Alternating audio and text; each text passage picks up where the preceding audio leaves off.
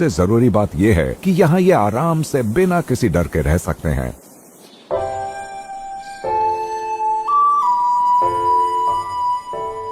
जैतून के सबसे पुराने पेड़ों के तनों पर बहुत सारी खरोंचें नजर आती हैं।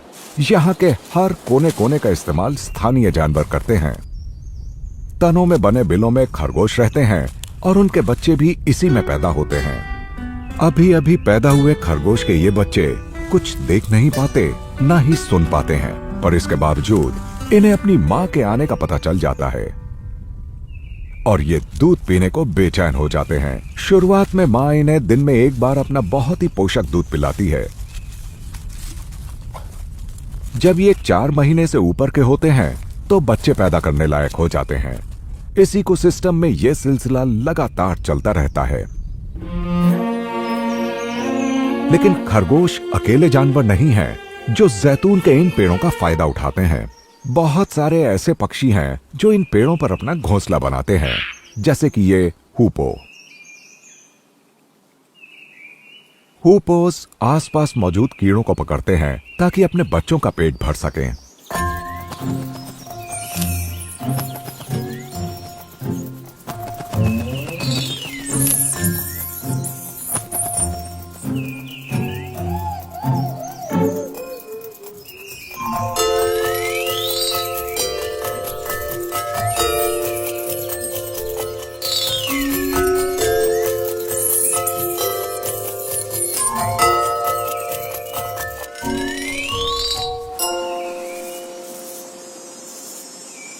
आमतौर पर हुपो मधुमक्खियों को नहीं खाते।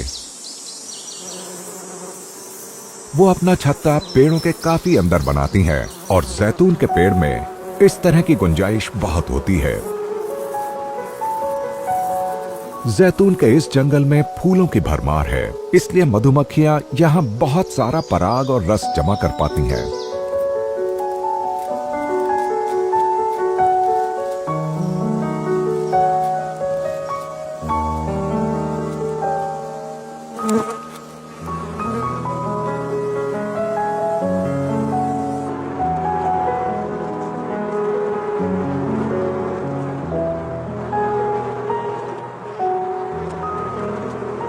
जैतून के पेड़ों पर मधुमक्खियों के बच्चे बहुत तेजी से बड़े होते हैं क्योंकि उन्हें बाहर के मौसम के थपेड़ों का सामना नहीं करना पड़ता।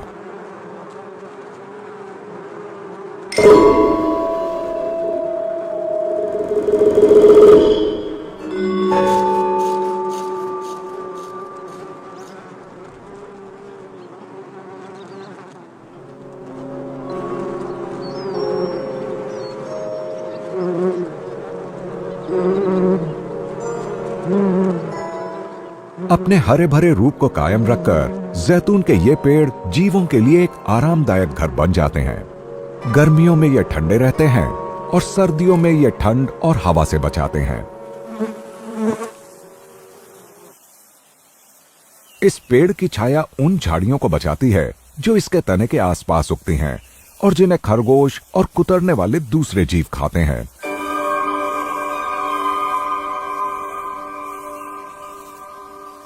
जैतून के इस जंगल में हमलावर जीव भी कम नहीं हैं। तरह तरह के खरगोश, कबूतर और छोटे पक्षियों का शिकार करते हैं बहुत सारे शिकारी पक्षी, जैसे कि ये छोटे बाज।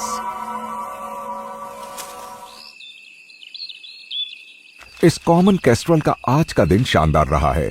इसने अपने जितना बड़ा एक शिकार पकड़ा है।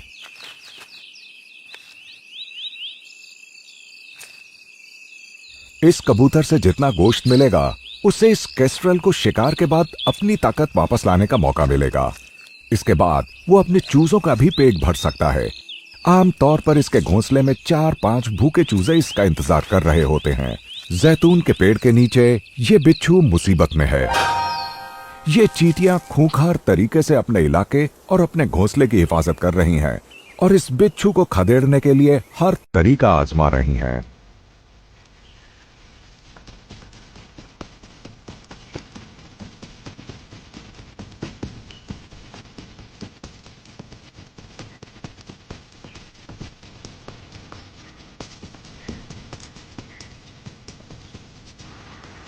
वसंत और गर्मियों में चींटियों के टीले के सारे सदस्य अपने प्यूपियल लार्वे की देखभाल में बहुत व्यस्त हो जाते हैं।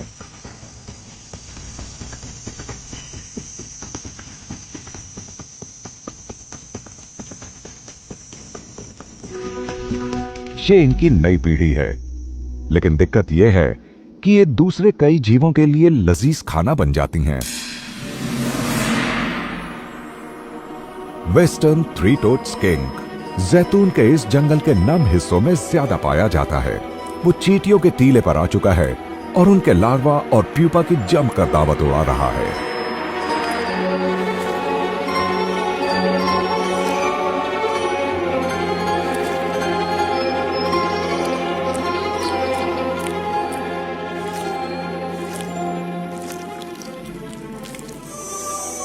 और अब इस छिपकली की बारी है। एक विशाल सेमेट्रॉनस चींटियों के टीले पर हमला करने को तैयार है। ये भी इन रसीले लार्वा से अपना पेट भरेगी।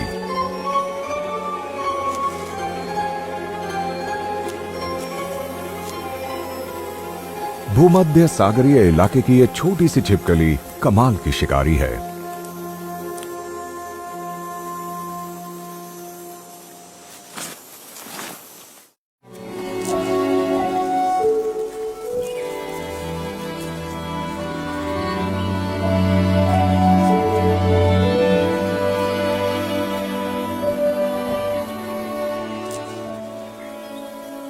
लगातार सक्रिय रहने वाली चींटियां लगातार आ रही इन मुसीबतों से उबरने में लगी हैं और ऊपर गूंज रही है सिकादा की आवाज। ये पेड़ की शाखाओं के बीच छिपा बैठा है।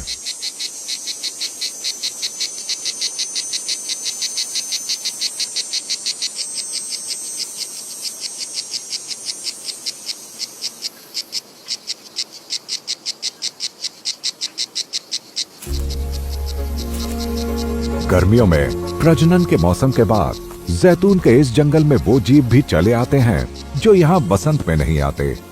ये पेड़ की छाया में पनाह लेते हैं और जब वो यहाँ मौजूद हैं तो ऐसे खाने का लुत्फ उठाते हैं जो सपाट मैदानों पर अक्सर नहीं मिलता। कुछ तो यहाँ सिर्फ इसलिए आते हैं क्योंकि जैतून के पेड़ों पर उन्हें खाने को मिलते हैं रीढ़ की हड्डी वाले छोटे जीव जैसे कि चूहे।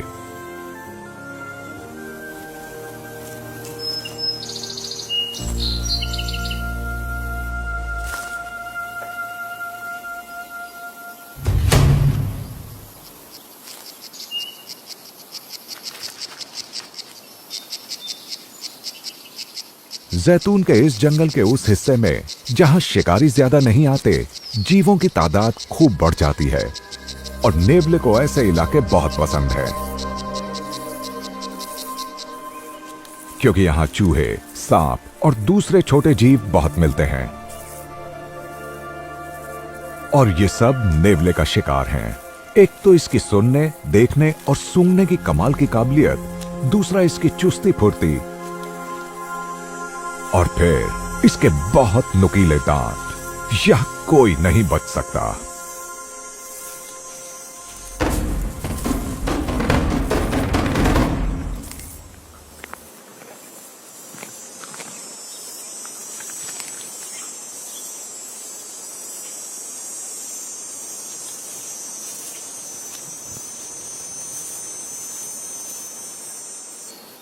जैतून के कुछ जंगल इतने बड़े हैं कि इनके अंदरूनी इलाकों में सुनसान और दुर्गम झीलें हैं जहां कोई पहुंच नहीं सकता।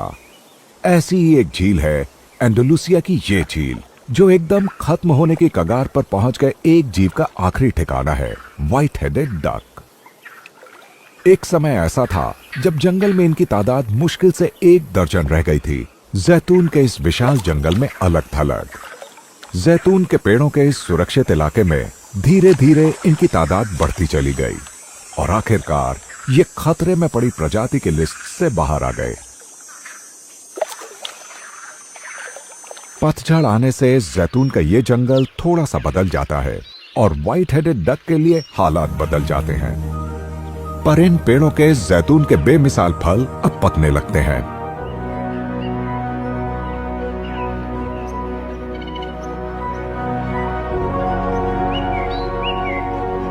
और ये वो पल है जब इस विशाल और तरतीब वाले जंगल में बड़ा बदलाव आने लगता है। जैतून बहुत ही पोषक और जरूरी भोजन है, इसलिए यहाँ दर्जनों नए जीव दावत उड़ाने चले आते हैं।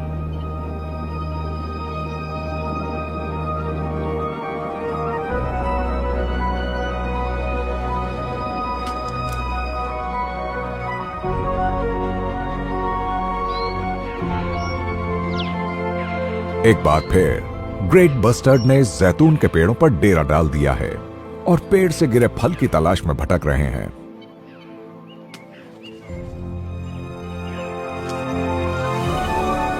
इलाके और स्थानीय मौसम के हिसाब से जैतून के फल नवंबर से मार्च के बीच तैयार होने लगते हैं।